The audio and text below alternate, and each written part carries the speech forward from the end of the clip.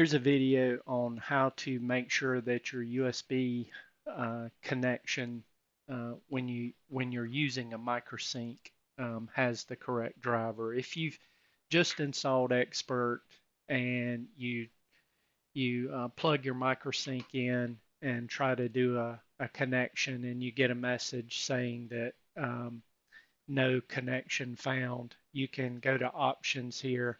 This this would be a blank list here, which typically means Windows did not recognize your microsync connection, probably doesn't have a driver installed.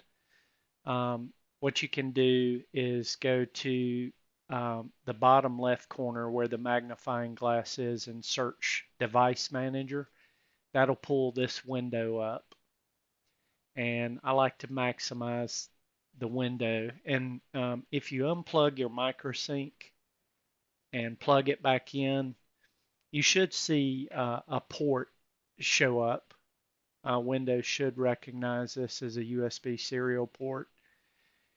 You can right click here and do Update Driver, browse my computer, and then change your path to C, ASI controls, drivers, FTDI, and hit OK and Next.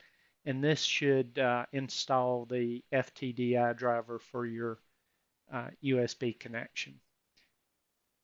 After that, you can restart Expert and you should be able to go into your options and see your COM port. And it could be anything, COM3, COM4.